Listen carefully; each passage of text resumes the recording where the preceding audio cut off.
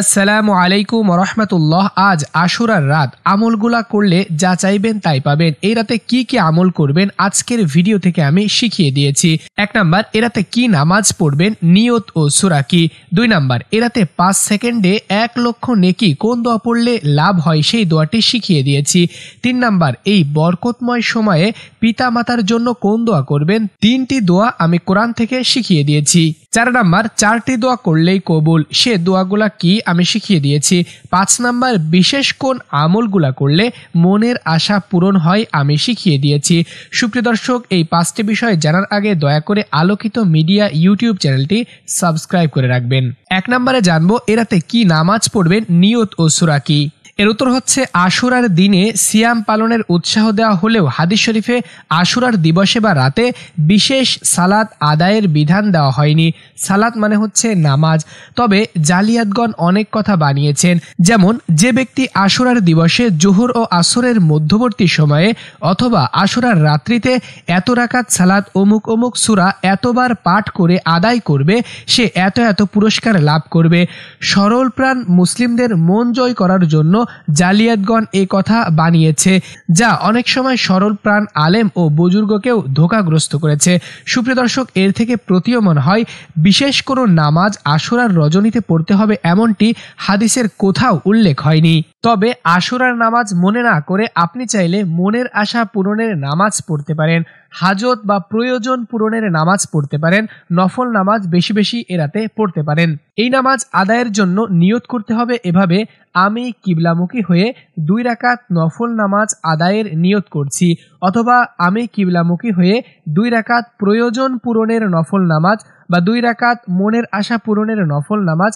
এভাবে এখানে এইটা অ্যাড করে আপনি নিয়ত করে নেবেন। এভাবে 2 রাকাত করে যত রাকাত ইচ্ছা এ রাতে আপনি নফল নামাজ আদায় করতে পারেন। তবে আপনি যদি আশুরার নামাজ বা আমি কিবলামুখে আশুরার নামাজ আদায়ের নিয়ত করছি এভাবে করেন, তাহলে এটা হবে বিদআত, কারণ আশুরার বিশেষ কোনো নামাজের কথা হাদিস শরীফে পাওয়া যায় না। 2 নাম্বার প্রশ্ন, এই রাতে 5 সেকেন্ডে 1 লক্ষ নেকি কোন দোয়া পড়লে লাভ হয়।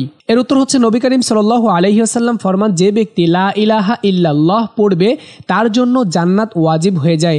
আর সুবহানাল্লাহি ওয়া বিহামদিহি এটা 100 বার পড়লে 1,24,000 নেকি লাভ হয়। তো সুপ্রিয় দর্শক শ্রোতা, আপনারা বেশি বেশি লা ইলাহা ইল্লাল্লাহ আর সুবহানাল্লাহি ওয়া বিহামদিহি এটা পড়বেন। আর এটা মুসলিম শরীফ, তিরমিজি শরীফ, আবু দাউদ, ইবনে মাজাহ, মুস্তাদরাকে হাকিম সহ অন্যান্য হাদিসের কিতাবে উল্লেখ রয়েছে।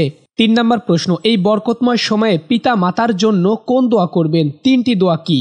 এর উত্তর হচ্ছে, 1 নাম্বারে রব্বির হামহুমা কামা রব্বায়ানি সগীরা।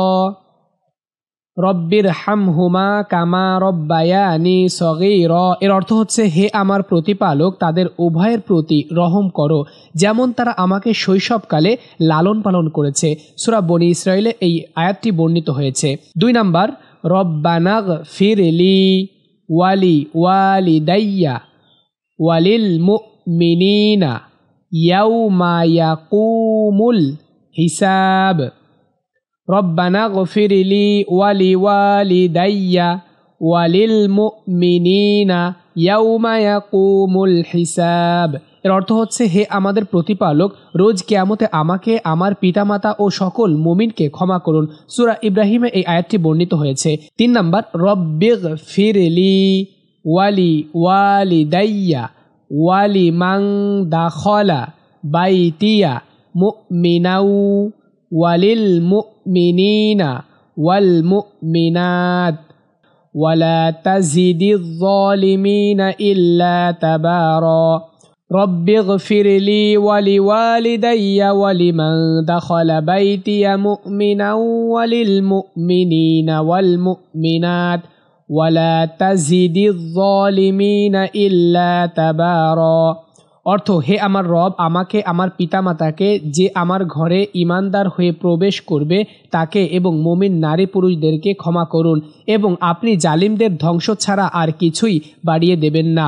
তো সুপ্রিয় দর্শক শ্রোতা, এই গুরুত্বপূর্ণ 3টি দোয়া আমরা মৃত পিতামাতার জন্য করতে পারবো। 4 নম্বরে 4টি দোয়া করলেই কবুল, সে দোয়াগুলা কি। এর উত্তর হচ্ছে এই একটি দোয়ার ভিতর 4টি চাওয়া লুকিয়ে রয়েছে। এর অনুবাদ দেখলে আপনারা বুঝতে পারবেন, হে আল্লাহ, আমাদের ঈমান ও ইসলামকে নিরাপদ করুন, আমাদের সুরক্ষা দিন, দয়াময় রহমানের কল্যাণ দান করুন, শয়তানের কুমন্ত্রণার মোকাবেলায় আমাদের সাহায্য করুন। তাহলে এখানে ঈমান ও ইসলামকে নিরাপদ করুন 1টা, সুরক্ষা দিন 2টা, দয়াময় রহমানের কল্যাণ দান করুন 3টা, শয়তানের কুমন্ত্রণায় মোকাবেলায় আমাদের সাহায্য করুন। এই 4টা দোয়া আমরা এই একটি দোয়ার ভিতর পেয়ে যাচ্ছি। তো সুপ্রিয় দর্শক, এই দোয়াটি আপনাদেরকে আমি শিখিয়ে দিচ্ছি। আল্লাহুম্মা আদখিলহু আলাইনা বিল আমনি ওয়াল ঈমানি ওয়াস সালামাতি ওয়াল ইসলাম ওয়ারিদওয়ানিম মিনার রহমান ওয়া জাওয়ারিম মিনাশ শাইতান। আমি আবার বলছি, আল্লাহুম্মা আদখিলহু আলাইনা বিল আমনি ওয়াল ঈমানি ওয়াস সালামাতি ওয়াল ইসলামি ওয়ারিদওয়ানিম মিনার রহমানি ওয়া জাওয়ারিম মিনাশ শাইতান। 5 নাম্বার, বিশেষ কোন আমলগুলা করলে মনের আশা পূরণ হয়? এর উত্তর হচ্ছে উবাদা ইবনু সামিত রাদিয়াল্লাহু তাআলা আনহু বলেন, রাসূলুল্লাহ সাল্লাল্লাহু আলাইহি ওয়াসাল্লাম বলেছেন, যদি কারো রাতে ঘুম ভেঙে যায়, এরপর সে উপরের জিকিরের বাক্যগুলা পাঠ করে এবং এরপর সে আল্লাহর কাছে ক্ষমা চায় অথবা কোনো প্রকার দোয়া করে বা কিছু চায়, তাহলে তার দোয়া কবুল করা হবে। সুবহানাল্লাহ। আর যদি সে এরপর উঠে ওযু করে তাহাজ্জুদের সালাত আদায় করে, তাহলে তার সালাত কবুল করা হবে। সুবহানাল্লাহ। সুপ্রিয় দর্শক, এই হাদিসের ভেতর বলা হচ্ছে কোনো প্রকার দোয়া করে বা কিছু চায়, তাহলে তার দোয়া কবুল করা হবে। আপনার মনের যে চাওয়া পাওয়া রয়েছে, এই দোয়া পড়ে মহান রব্বুল আলামিনের কাছে পেশ করলে ইনশাআল্লাহ মনের আশা পূর্ণ করে দিবেন। তো চলুন উক্ত দোয়াটি কি আমরা এখন শিখে নেই। তো দোয়াটি আমার সাথে আপনারা একবার পড়ে নেন। লা ইলাহা ইল্লাল্লাহু, লতে এক আলিফ টান দিতে হবে, ইল্লাল্লাহু ওয়াহদাহু লা শারীকা লাহু লাহুল মুলকু ওয়া লাহুল হামদু ওয়া হুয়া আলা কুল্লি শাইইন কদির। আলহামদুলিল্লাহি ওয়া সুবহানাল্লাহি ওয়া লা ইলাহা ইল্লাল্লাহু ওয়াল্লাহু আকবার ওয়া লা হাওলা ওয়া লা কুওয়াতা ইল্লা বিল্লাহ।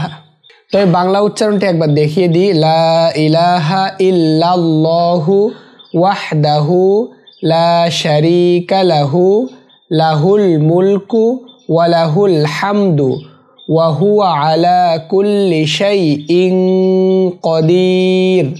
আলহামদুলিল্লাহি ওয়া সুবহানাল্লাহি ওয়া লা ইলাহা ইল্লাল্লাহু ওয়াল্লাহু আকবার লা হাওলা ওয়া লা কুওয়াতা ইল্লা বিল্লাহ।